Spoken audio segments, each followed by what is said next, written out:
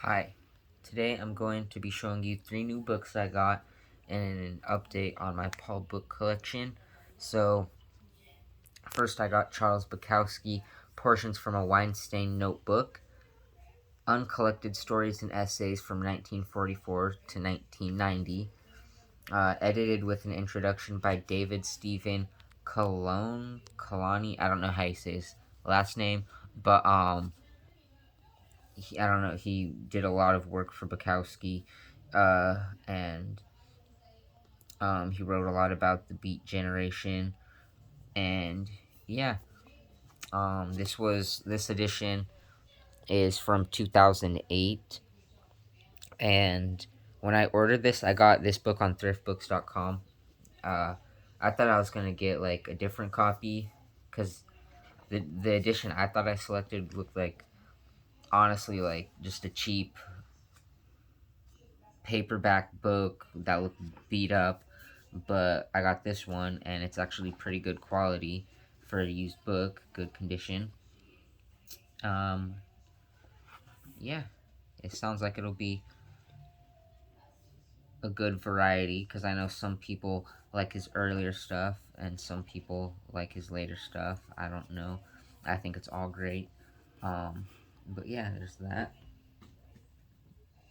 And then the next book,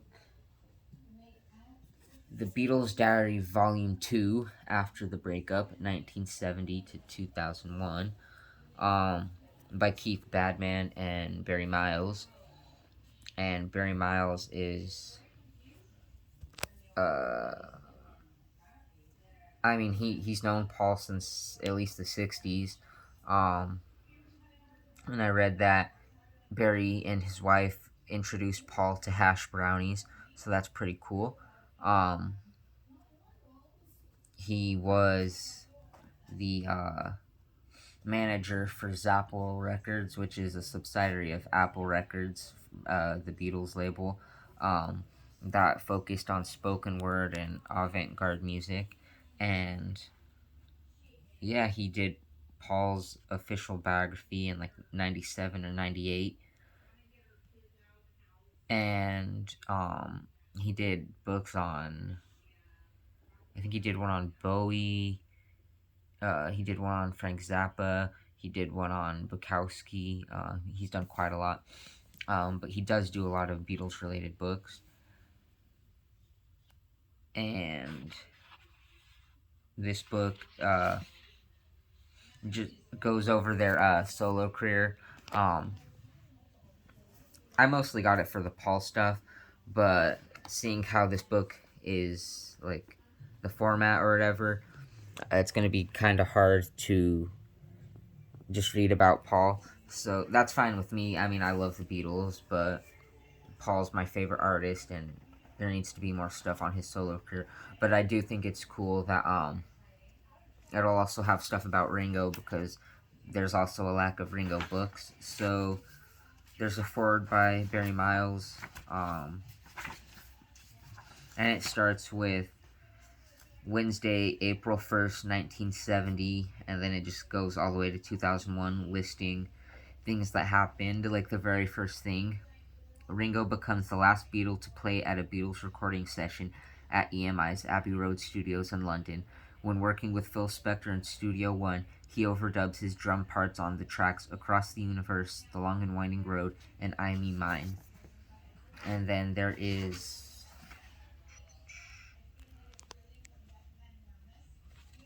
let's see, 690 pages.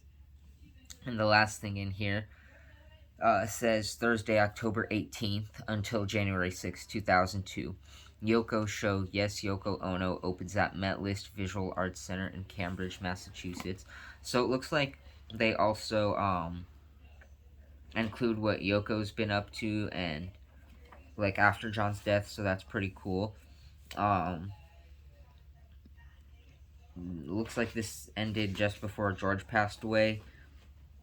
So yeah, but I think that's really cool. And let's see. Here's some cool pictures. This is Paul with his daughter Stella at his Rock and Roll Hall of Fame induction, and she's wearing that About Fucking Time shirt. And I've seen this picture posted on a Paul Facebook group before, and a bunch of old people I can't stand, Beatles fans, whether they're old or young. All fan bases and music suck, but the old people are getting so offended by her wearing this shirt, um, and I don't know, but I defended the shirt because like it has a bad word. Who cares? Like, I mean, the Hall of Fame's a joke in anyways, but like if anybody did deserve to be in it, it would be Paul. So yeah, about time. And I defended the shirt, and they kicked me out of the group, and I'm still mad about that. But and then here's another cool picture at the concert for Linda. There's a bunch of cool people that you probably recognize, but there's Elvis Costello, so I wanted to show that. But like, I guess George Michael's there and Tom Jones. Um, and yeah, there's a lot in here. So this is a really good book too.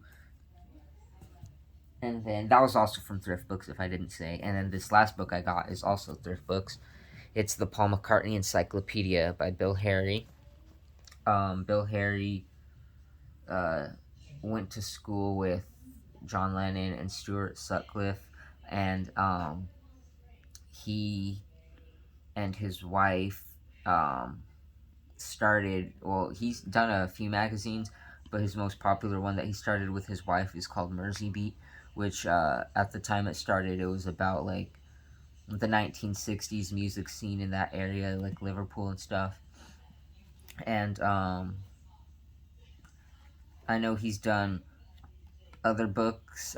He became a PR agent for a lot of famous artists like Pink Floyd, Led Zeppelin, I think David Bowie. I don't know. There's a lot, but he also wrote an encyclopedia just about the Beatles, and then the other three solo careers. And I would like to get the Ringo one because I want to learn a lot about Ringo because he has like my second favorite solo career after Paul.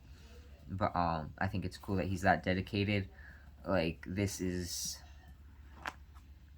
when was this published? This was published in 2003, I want to say. 2002. So basically, just everything Paul related in alphabetical order because it's an encyclopedia up to 2002. Um, like even like not just his solo songs, but it also mentions like his Beatles songs too. Like there's what's like Cook of the House, Linda's tracks on weed at the speed of sound, which Paul describes as the first British cooking on record. Linda sang lead vocal, and the number was 2 minutes and 38 seconds in length. Um, there's Footprints from Press to Play for No One, 20 Forthland Road, Liverpool, which was one of his homes. Um, David Foster, McCartney 4148, The Name of a Minor Planet. It was discovered on Monday, 11th of July 1983 by E. Bowell at the Anderson's Mesa station of Lowell Observatory, and it was decided to name it in honor of Paul. So there's just a bunch of random stuff like um, the back says the Paul McCartney Encyclopedia is the most comprehensive book about Paul McCartney ever written by best-selling author and Beatles expert Bill Harry. This A to Z of over 500,000 words will tell you everything you ever wanted to know about one of the greatest songwriters of the 20th century. What is the truth behind his relationship with Yoko Ono? What is George Harrison's attitude towards him? Why did he decide to dissolve the Beatles? What was Paul's life like behind bars in Japan? With almost 2,000 entries covering his family's history from birth, his many love affairs, his opinions about drugs, his songs, records, concerts, and honors bestowed upon him over the years, together with a full discography and bibliography. This book is packed with new material and unique insights into the life of Paul McCartney. Um, he went to school with John, corresponded regularly with Paul McCartney. Um, but yeah, So this is 2002. This is 2001. I think it would be cool if Keith, Barry, and Bill did like updated versions of these books, or like if there's a volume 3 of this from November 2001 up to today, um, just about Ringo and Paul's careers, because that's like 23 years and that have passed since this book, plus any like John or George release that has come since this book. Like George passed away, Brainwashed was released, that type of thing. And then this book is like, I believe, 1,216 pages. No? Okay, when I ordered it online, it said 1,216 pages, but it's actually 935. But like, just imagine if he added 23, 24, my math is off, 22 years worth of more Paul information. That would be pretty cool. But yeah, and the reason I got these two books actually was because this book, Wings Live Extended Special Edition by Adrian Allen, mentions them in the bibliography towards the end of this book, and I was just going through each book he mentioned as a source, and was deciding what I thought sounded most interesting to get. There are others in here that I like to get, but these two sounded the coolest to me. So yeah, I'm adding these two new books to my Paul collection. Um, and then I got Paul McCartney Music as Ideas, The Story Behind the Songs, Volume 1, 1970 to 1989 by Luca Perassi. I have his paperback lyrics by Paul himself. This edition had added 7 new songs to it. And then the McCartney Legacy, Volume 1, 1969 to 73. And yeah, these are all the books I have here in Texas. I have more in Washington, so hopefully I get those back someday. I have the recording sessions by Luca Prasi. I have the 2-volume hardcover of Paul's lyrics book. I know I have more, but yeah. And my Paul sweater. And hold on.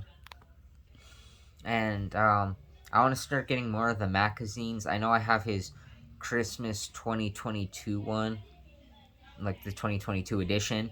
I know I have a paperback copy of Tune In. I have some John Lennon books. I don't know. I have a lot, but that's it for now.